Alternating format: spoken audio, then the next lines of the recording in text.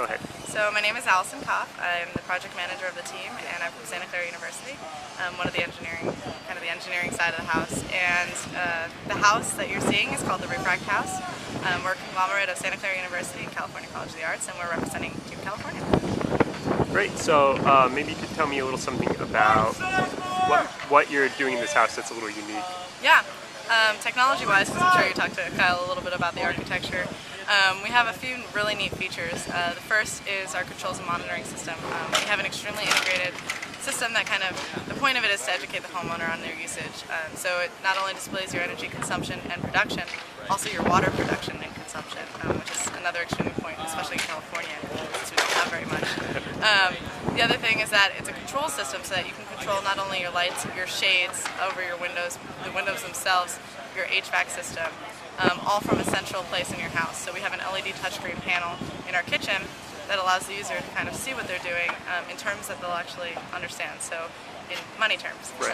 And see that they can make energy now conscious decisions based on how much money they're actually losing every month, or gaining in this case. Which is pretty neat. The other thing that's the more sexy side of that system is that we've actually created an iPhone application that allows now remote use of the home, and if you see that your lighting is still registering on even though you're on vacation, you can shut it off, which is really neat. And also that allows for remote technician assistance to your home.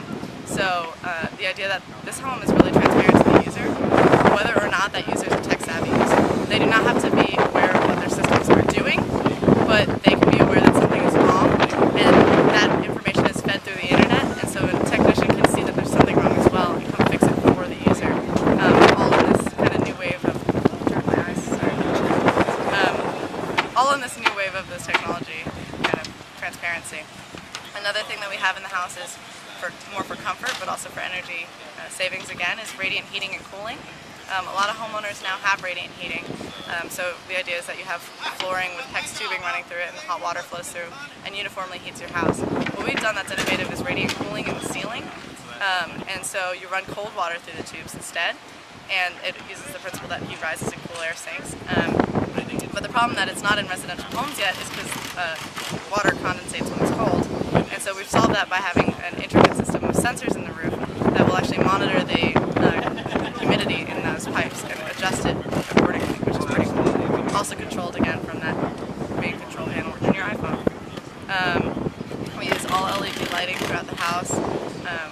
We use very minimal lighting at that because we have so many open spaces and the daylighting is so great that you actually only need really accent lighting, what is considered accent lighting in most houses, to light the entire house, which is pretty cool. You're saving a lot of energy that way.